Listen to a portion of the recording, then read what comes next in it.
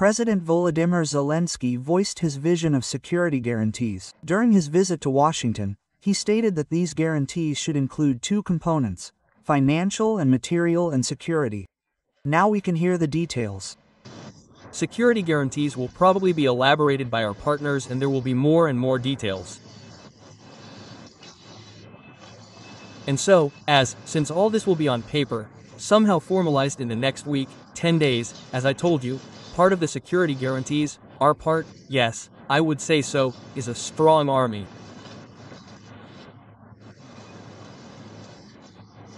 It consists of our troops' salaries. And here is the challenge. After the end of the war, you cannot lose your army. You cannot have the army reduced several times because you do not have funding. And we will not have such funding. Well, it simply will not be physically.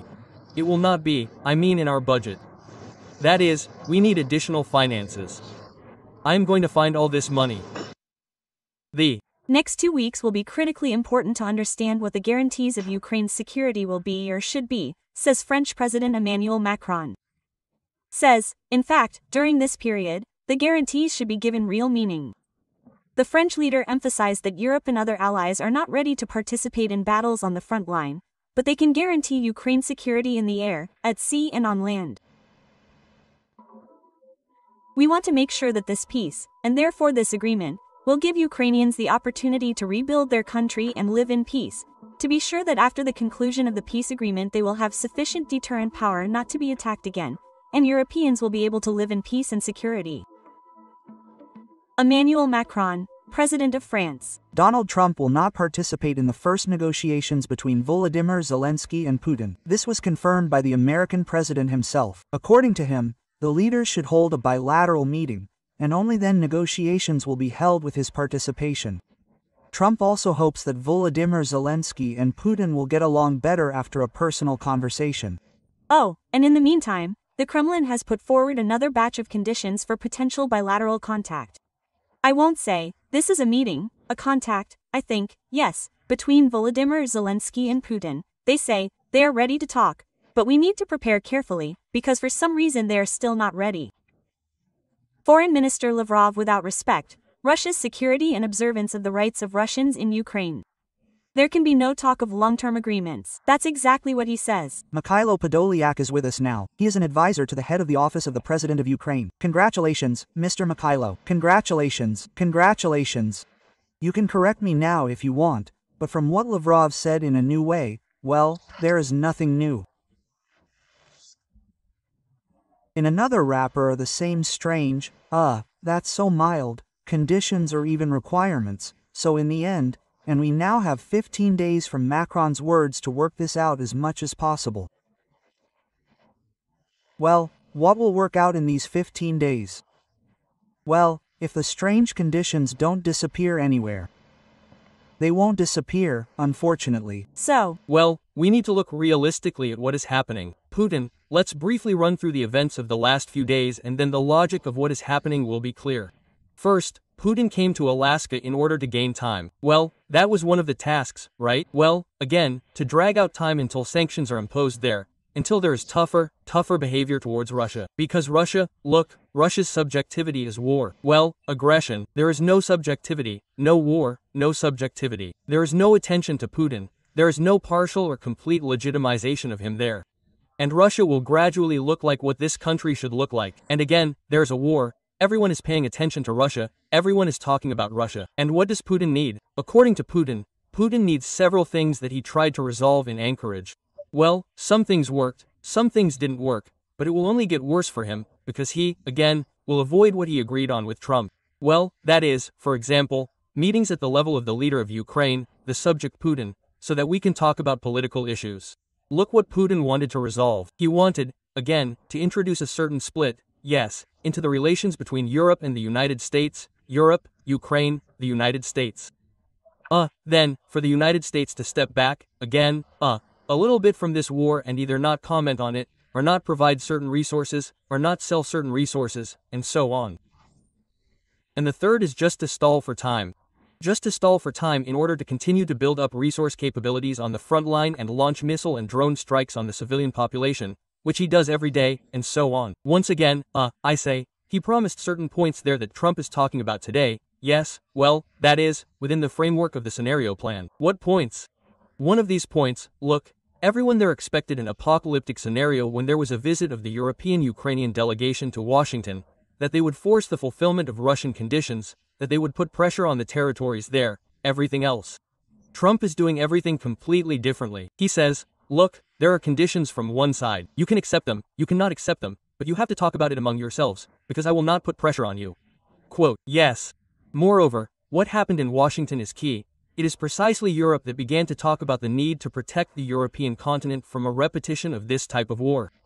What is needed for this? You just gave quotes from both Mr. Macron and Mr. Zelensky. Yes, we need weapons, we need to militarily saturate Ukraine. Look, the key point from which the full-scale invasion began, that Ukraine should be deprived of an army of military production. Today, on the contrary, it is being discussed in a different direction. Yes, Ukraine should not just have a large army, well, and it should receive appropriate funds for this, it should receive appropriate investments for this, and so on and so on and so forth.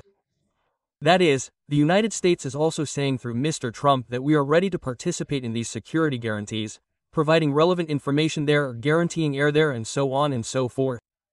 That is, what is the logic today? Today, this is how you talk about these 15 days. What is the logic? There are Putin's positions that are unrealistic and they will repeat them.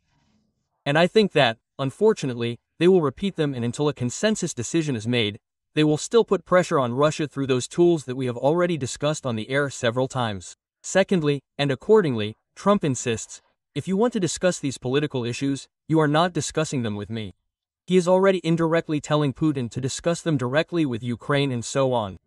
And then Putin is not ready for this, because he needs to delay time, imitate processes, yes, including negotiations, and not a solution. Because, I emphasize once again, point number 1, aggression is the only subjectivity of the Russian Federation. Therefore, in these 15 days, as you say, Ukraine will work through a large amount of work. European partners will work together with the Americans. What are security guarantees? You mean logistically and materially, right? Well, what is it? What types of weapons? In what quantity? Oh, can there be contingent solutions? Will the air be closed? Will the Ukrainian territory be closed in full due to anti-missile systems, taking into account the type of war that Russia is waging, and so on? At this moment, Russia will look for options readiness not to negotiate further. For what? So that, firstly, sanctions are not imposed after all. They will come out like this, saying, we are ready for negotiations, but they will delay the time so that sanctions are not imposed, so that they can still sell resources there. Although there are nuances here too. You know, yes, today there were strikes on refineries, oil processing, including stations that send this oil to ports for transportation. I mean Unik and Nikolsky in the Stambov region. That is, Ukraine is doing its job. But look, we will always go in circles until one moment when, in terms of reputation, we will still have to make a basic decision. Ukraine, Europe, the United States are ready for some constructive, productive work. And we saw this in Washington. To put it mildly, Russia is only ready for imitation work. And we will have to press. And to press, we return to the basics again, to the basis of sanctions, secondary sanctions against residents, non-residents, regardless of legal registration, and so on and so forth. Mr. Mihайло, here Mark T announced the date and place of the next Alliance Summit. This is July 7 to 8, 26th year. Ankara and the presidential complex. Here the same question arises. We are all actually from NATO, as a conglomerate of countries in the North Atlantic Alliance, as a union of countries that protect each other regarding Ukraine, and we will not hear anything more, because it looks like that in principle the story with the 5th article, which is not directive, is no longer, well, not so interested in Ukraine. We want other formulations and personal, if I may say so, well, guarantees from the country. How to formulate it correctly? The question is a little more complicated. Look, what an active role the NATO institution plays today. There are collective decisions, collegial decisions, yes, we need to discuss and so on. There is a country that wants to be a global mediator. It is the United States telling NATO, no, yes. But we see, look, this is what is legal, but what is factual? We see what position Mr. Ruda takes. But he is the most active, productive lobbyist for Ukraine. He is the most active lobbyist for NATO to be responsible for the logistics of supplying us with appropriate weapons. He insists, Ruta, I am talking about Ruta now, about NATO as an institution, yes, he actually moderates the issues of both supplies and investments today. Well, not everything is clear. There are a number of areas where bilateral agreements work or where Ukraine generally works on its own and so on. But Ruta plays this main moderating role of what was not there yesterday. That is, NATO is actually and actively helping Ukraine. When you talk about security guarantees, look, you are right. This is not an imperative Article 5, right? And Ukraine wants to get not just a president written on paper about this in Washington said, there is Budapest 2.0, right? Ukraine wants to get a clear logistical understanding, material and logistical, yes, the amount of money, the amount of equipment, the period of time when all this will be on the territory of Ukraine, not to be supplied, but will be directly on the territory of Ukraine. That is, we want to get this type of guarantee, which is already in action, yes, it is not written in words, that if something happens, well, as again, the 5th article says, if something happens, we will have 24 or 48 or 72 hours to discuss how we should act, and then someone will give weapons, someone will give something else, someone will directly take part in the fighting. We want to have here and now, yes, both resources and appropriate programs involved in the militarization of our armed forces, there, in equipping our armed forces and the like.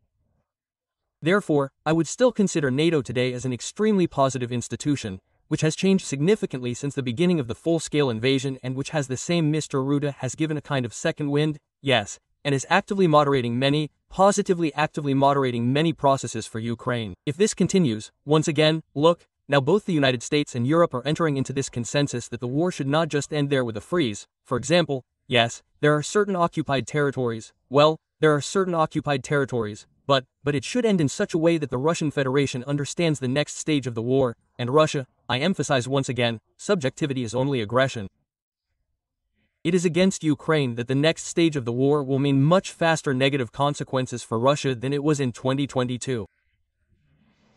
Regarding those with whom security guarantees can still be concluded, Marco Rubio, the U.S. Secretary of State, said this separately that, well, it will not only be countries, it may not only be countries, members of the EU and NATO. Well, I read about Japan today that it seems that this can happen. And who else from those countries is not a member of these two organizations, yes, can potentially be such a partner, a guarantor? Yes. Practically all of them. This is not only a question of Europe, right? This is not about the security of Europe. It is about the security of, let me formulate it a little, it is about the security of international law. That is, all the countries that want to live within the rules and that do not want to see such aggression, of such a scale, of such intensity, as the Russian Federation allows itself, which absolutely does not consider international law to be an instrument of bilateral relations, all these countries will be ready to join, right? Well, some have more, look. Now there is a rethinking in general of what security architecture is. Well, that is, you can have a signed memorandum, but you still have to have your own military production, your own army, as it turned out. Because while someone is discussing it there, you may have big problems, because some kind of horde army, yes, like the Russian one, can come at you. And you have to quickly make appropriate decisions, resist it armed yourself, and then they will join you, they're collective members of this or that alliance. But everyone wants to have guarantees, how it will work. Here, on the example of Ukraine, I think, many countries will join the security guarantees, including not only from the European continent, because they want to join the same model, which, if they have any problems, so that they can use it in their own country.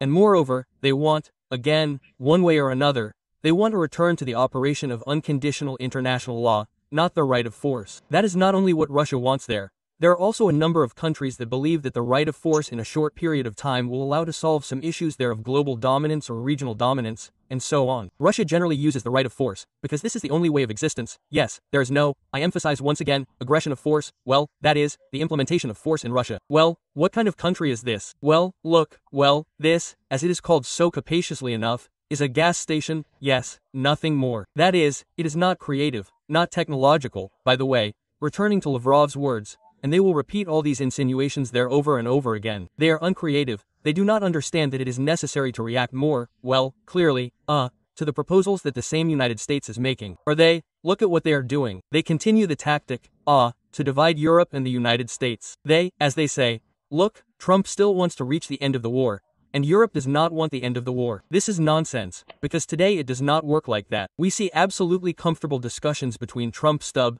between Trump Eleni, between Trump Macron, between Trump Ruda and so on. That is, this is not the middle of the last century, yes, when someone could say something somewhere and so on. There is direct communication here every day in large volumes, especially since Trump, well, he loves such communication, yes, directly, and the like.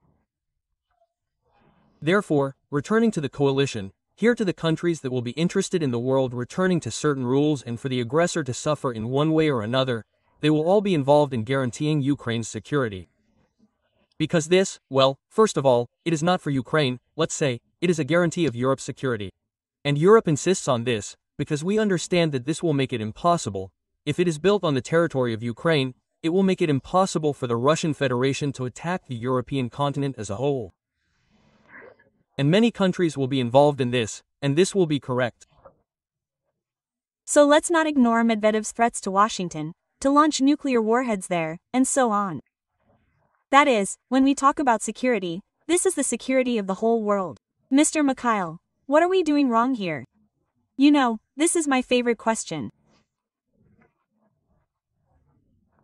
And what are we doing wrong that the world still believes that post variant for World War II? When, relatively speaking, the coal and steel alliance worked to settle the conflict between the countries at war, that is, to unite them on the basis of money. We tried, it didn't work. What are we doing wrong if we still believe that there is a certain category of people in Russian who want to apologize to us, but for some reason they probably lack knowledge of Ukrainian, because they still don't know why there are two periods above. In fact, it's not like that and they're not going to. What are we doing wrong when we still find ourselves in a situation where, well, for example, December ago, there was an option of a coalition of all the countries that supported Ukraine. It decided, to strangle Russia right away or to do it over a long period of time, relatively speaking, with sanctions. So now it's about transformation, so as not to force Ukraine to capitalize. So what are we doing wrong? What else do we have to do to change these currents? Excuse me. We have a minute after 3 years, Ukraine will not be forced to surrender. I think you understand this perfectly well. This is the first. Second, 2 points on 2, I will allow myself a small remark. This is about the linguistic inability of Russia to constantly emphasize the N, and this is very good. What are we doing wrong? We sometimes think that the world is ideal, yes, that everyone understands cause and effect relationships, that everyone has logic and that all Ukrainians, that everyone is ready to perceive freedom in exactly the same way, to perceive it in exactly the same way, that injustice must be punished. And we want these, let's say, quick solutions, again, and for this we need political will. And the world is a little different. Some people don't care what is happening even in the house next door. Some people lack the same will. Some are afraid to look the truth in the eyes. Some are not ready to spend money on it. Some people earn money from Russia, yes, still. Someone there has a high marginal return. Russia always gives a large corruption income and so on. That is, there are many factors that need to be done further. We need to persistently speak out as Ukraine does, as the same Mr. Zelensky does in Washington now. Look, Europe looks at Ukraine, Russia, and the war in a completely different way today. Do you remember the beginning of the war? Whether before the war or after the 14th year, today everything looks different. The same is true of the United States, that is, apocalypses. There we always want scenarios either black or white. Unfortunately, the world is a little gray. But we need to look for white in this gray and increase it. Thank you, Mr. Mihайло. Mihайло Podоляк is an advisor to the head of the office of the President of Ukraine. He was on a live video call. Since August, well, here,